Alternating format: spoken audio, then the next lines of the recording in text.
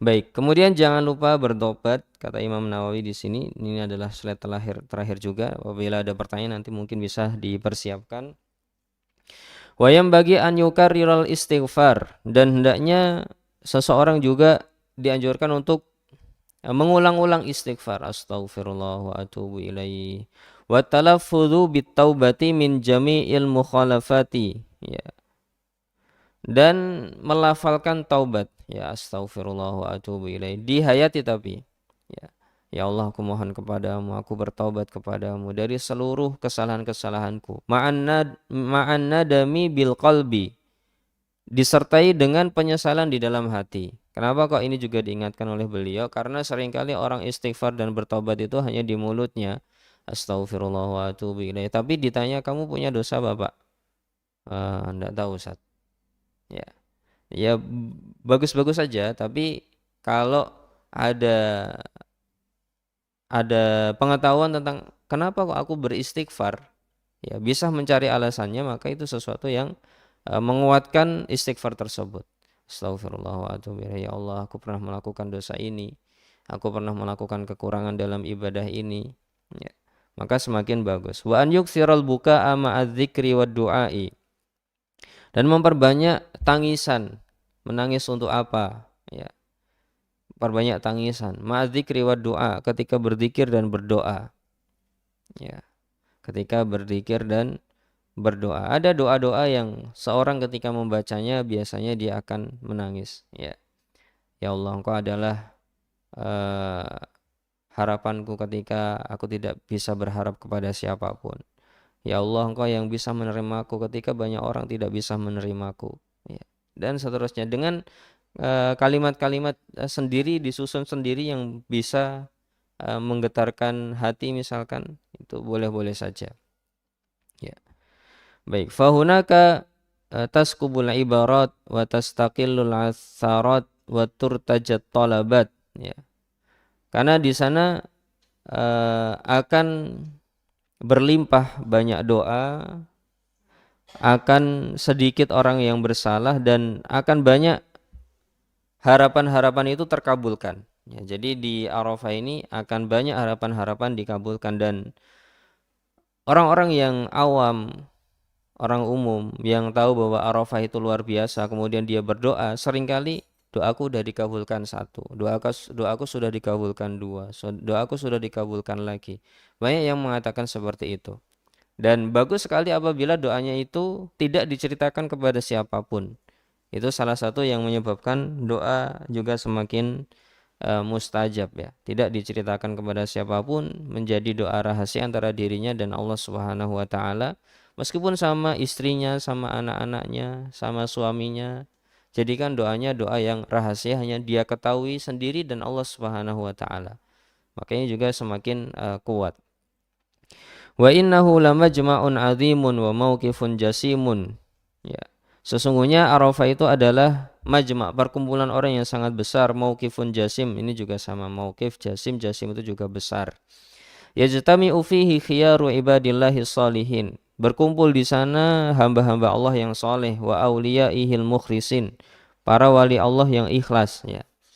Kalau zaman dulu ini eh, sangat kental sekali bahwa yang berkumpul di sana ini hamba-hamba Allah yang soleh, wali-wali Allah yang ikhlas. Kenapa? Karena susah, ya.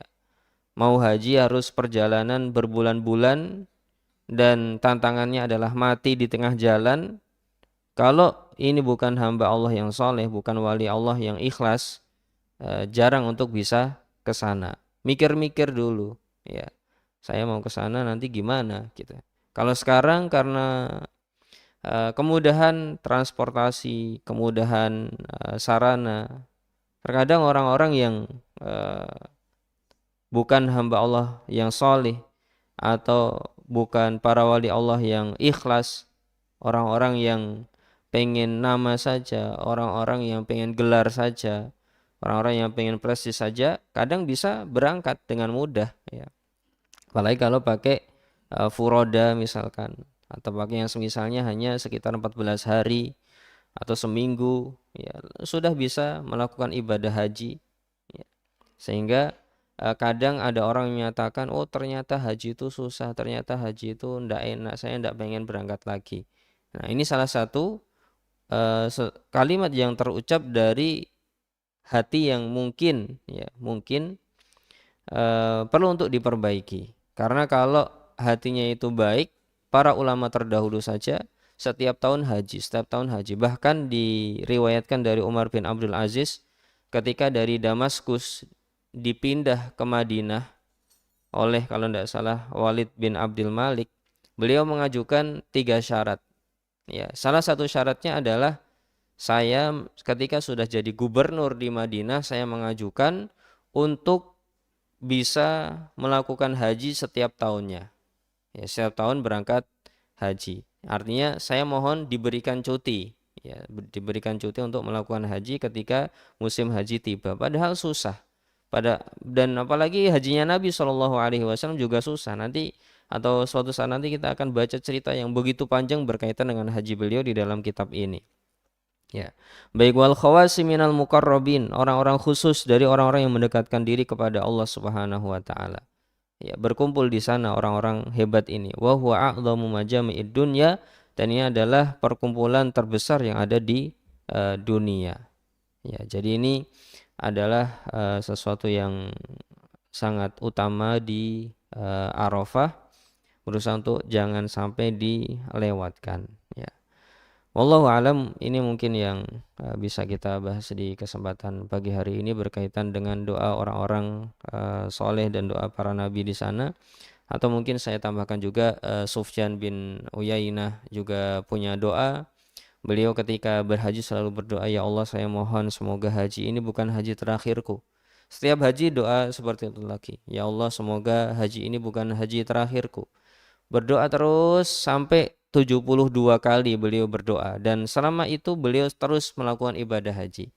Di akhirnya ya, di umur terakhir beliau malu untuk tidak berdoa lagi. Tidak berdoa lagi, ya Allah aku mohon agar ini bukan haji terakhirku. Akhirnya di tahun itu beliau wafat. Ya.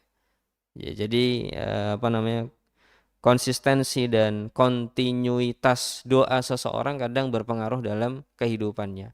Ya, Sufyan bin Uyainah berhaji selama 70-an tahun, terus berdoa, ya Allah jangan sampai ini adalah haji terakhirku. Maka beliau pun terus bisa berhaji. Nanti kalau Bapak Ibu juga bisa umroh, bisa melakukan ibadah, bisa berdoa seperti itu, ya Allah saya mohon agar ini bukan ibadah terakhirku. Ya, semoga masih bisa ke sini lagi misalkan.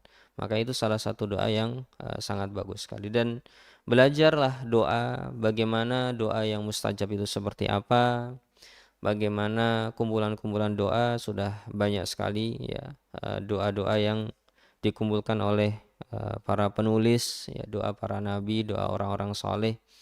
Dan saya berharap suatu saat nanti bisa membuat karya tulis juga doa-doa yang melampaui batas logika manusia. Ya, ada 30-an doa atau 20-an doa yang berusaha saya kumpulkan berkaitan dengan hal tersebut.